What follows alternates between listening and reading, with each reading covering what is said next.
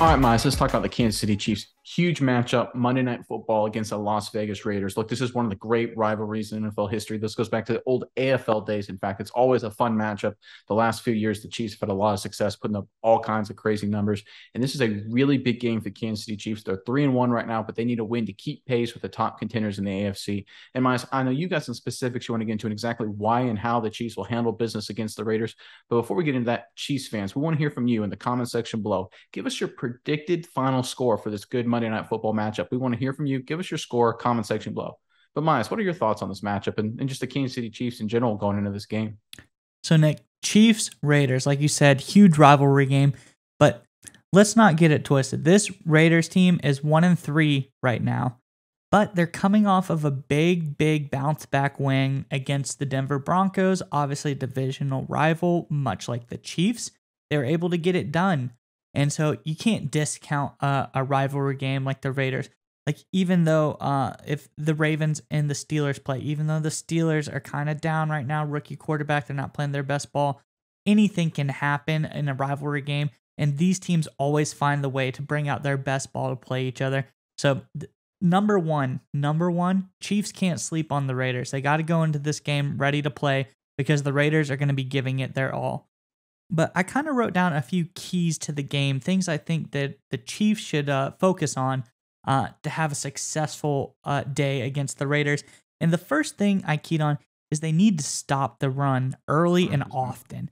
They got to get, like I think we talked about, getting the Raiders into long third downs. Don't let them convert like 3rd and 4 or shorter.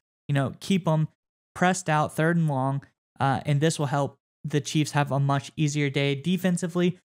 Guys like Chris Jones have been playing great all season, probably one of the best overall defensive interior linemen in the NFL right now. They need to keep doing that. Frank Clark needs to step up in the run game. Karlaftis, if he keeps playing with that motor, high energy he has and sets the edge, that'll be big as well. So if the Chiefs can come and stop the run game early, that's the first key that I have, Nick. What do you think about that?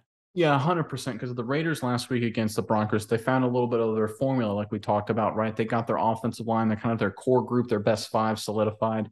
They found that running the football and feeding Josh Jacobs is their recipe for success. So they're going to want to go into Kansas City and follow that same formula and pound the rock with Josh Jacobs. And I really want to see this is a big game for George Karlaftis specifically.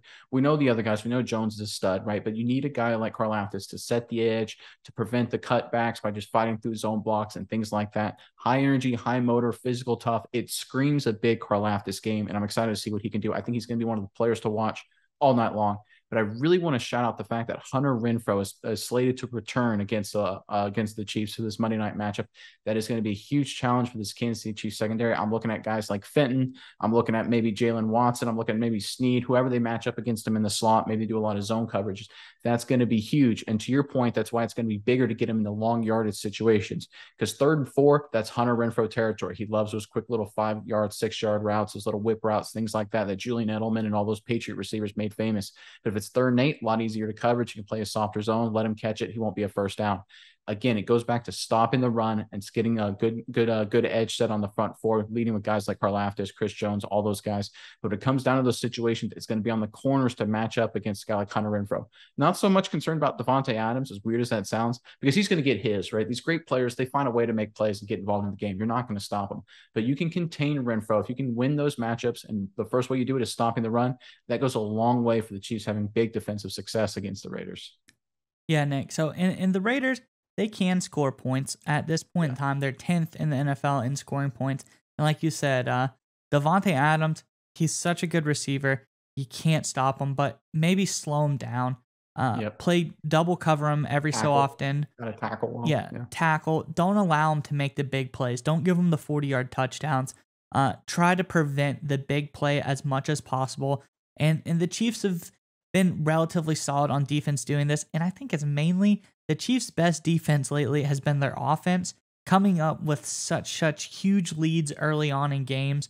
I think back to the Tampa Bay game, some big special teams plays early allowed the Chiefs get right out there, jump out to early 7 or 14-point leads, and it's hard to play the Chiefs from behind because they're so fast paced on offense.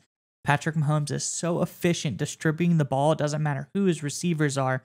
That you've got to get out early as the Chiefs, and this is how you kind of play your best defense. Is don't let the other team play their best offense.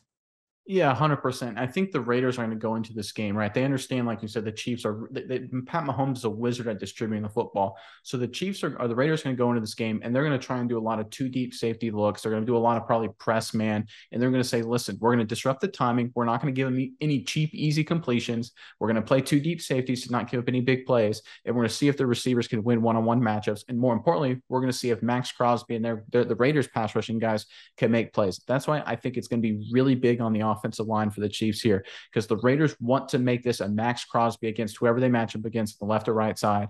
They want it to be that kind of game, and that's what they're trying to do. They feel if the Raiders feel they can run the football with Josh Jacobs, which the Chiefs need to stop, they'll be in a good spot. They feel like if they can get Max Crosby in favorable matchups and win those matchups, they'll be in a good spot. The Raiders want this to be a Max Crosby game. The Chiefs can't let them have it. Look, they have the good offensive line, but don't be afraid to double team. Don't be afraid to chip. Don't be afraid to run the football a little more, use more screens, get the ball out quickly. Because the only way I truly feel like the Raiders have a chance is if the Chiefs let them have a chance by letting Max Crosby have an opportunity to go wild. So to me, that's the other key of the game, controlling and eliminating the effect that a guy like Max Crosby has off the edge. Because that's really the only way I think the Raiders can stop this Chiefs offense, which to your point with Mahomes running it has just been amazing so far.